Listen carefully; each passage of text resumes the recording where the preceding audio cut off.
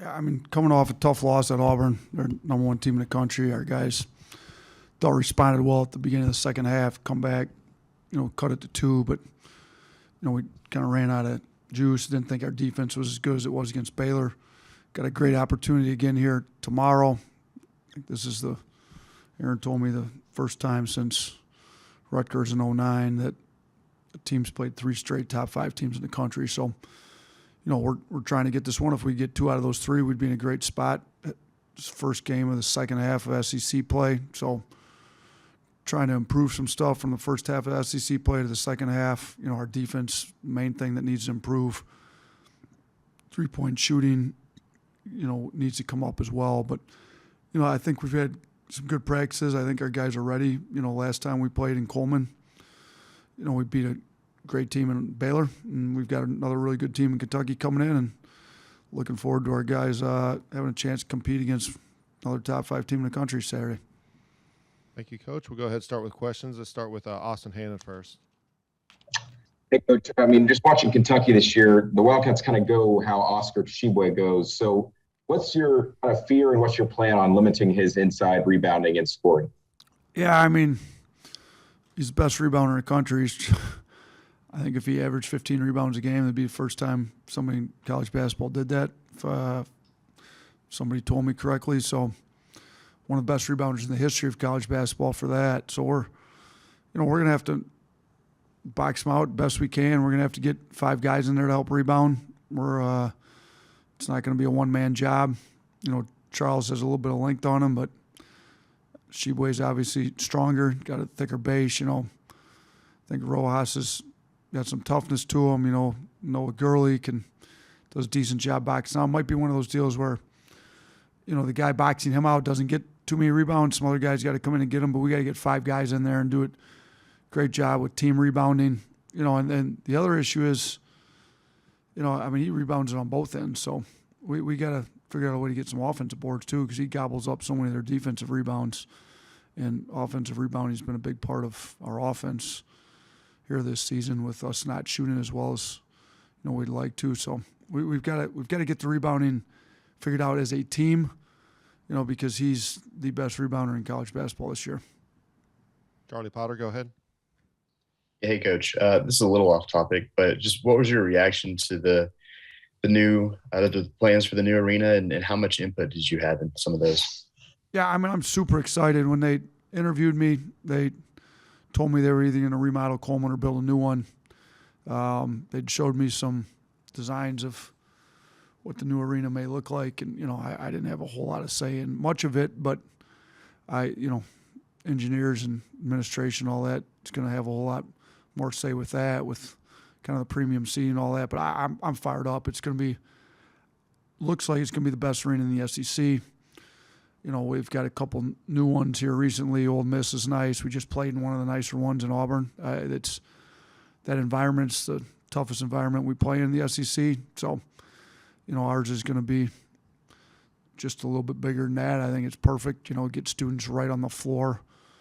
If you look at it, student section is going to stretch baseline, entire sideline to the baseline. I think that's what it's supposed to be. That's what college sports is about. It's getting students right down on the floor, and then, we'll still have plenty of premium seating for those that want it. But I'm fired up. I want an environment, and not to say anything bad about our fans, because they're doing an unbelievable job. It's just, when you start the fans 30 feet off the floor instead of right on the floor, and and our arena kind of goes way out like this, and you get there and they're right on the floor and it's on top of you. It's just a different environment. So I'm fired up. It'll be a lot better place to create a home court advantage, and we've got a good one here, and we're doing well. We just beat Baylor here. We beat some tough teams here, but yeah, I'm more excited about what it's going to do for home court advantage and that, and then obviously with the fans, it's going to be a lot better amenities for the fans, but that doesn't really affect me too much.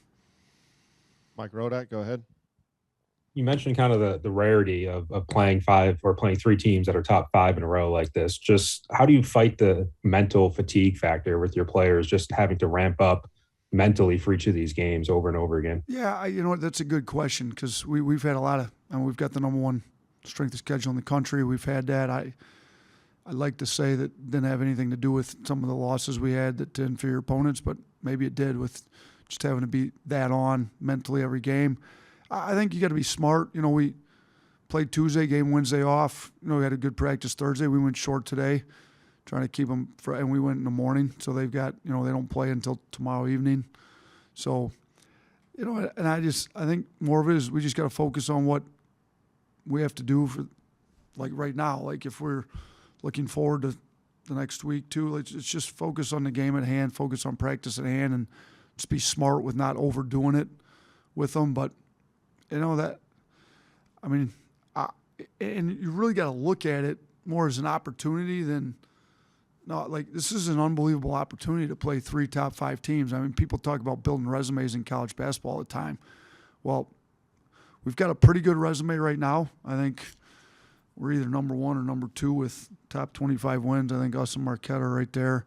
We've got, I think, 5 wins against top 15 in the AP top 25. It's our resume's good, and we get another unbelievable opportunity to get another win against a top 5 team. So I look at it more like we get to play these teams, not have to, and when you get to play them and you get that opportunity, we've stepped up and played pretty well in most of the big games we've had, and I think that's going to happen again tomorrow.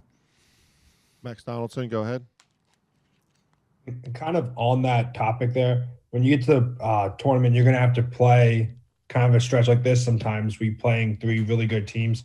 Just having that, having the experience of doing this, how will that help come tournament time? Yeah, I think that's a great point because the stat I gave you earlier with Rutgers in 09 is first time since the regular, since then in the regular season. Well, if you're going to make a run in March, you're going to have to beat really good teams. There's only really good teams make the tournament. So, it's going to give us an advantage that maybe some other teams haven't had to play them back to back to back like that. So, I think in college basketball, it's a little different than football. Like football, 2 losses kind of put you out. You have no chance to make a, run at the national championship or a postseason run. Like in basketball, you can lose some games, learn from them, and move on. Well, as long as we're learning and getting better and moving on and playing well, here in February leading into March, like we're fine. I think this stretch prepares us more than it does for anybody else or more than it does anybody else because we're able to play this stretch, and most teams aren't able to play a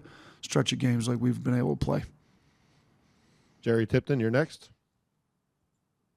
Yeah, Nate, I wanted to ask you about Kentucky's got multiple weapons, as you know. If you concentrate your defense to stop one guy, it might create more of an opportunity for somebody else. What kind of challenge does that present in trying to defend a team? Yeah, you've got a great point. Last year Kentucky wasn't the Kentucky everybody's used to seeing. They did an unbelievable job getting their roster correct, if you will. They needed shooting.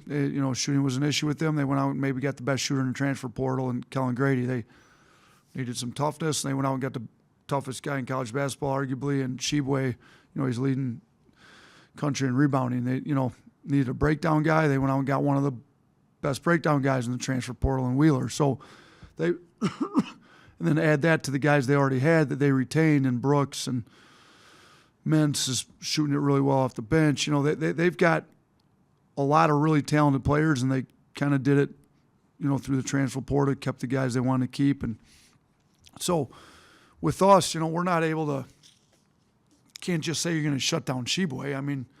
You're going to trap, double him every time and leave Grady wide open for threes. That's going to be a problem. Well, you also got to keep Wheeler out of the paint. So it's going to have to be an overall team effort. We got to do a great job on the glass, trying to keep Sheboy off the glass. We got to keep Wheeler out of the paint. You can't give open shots.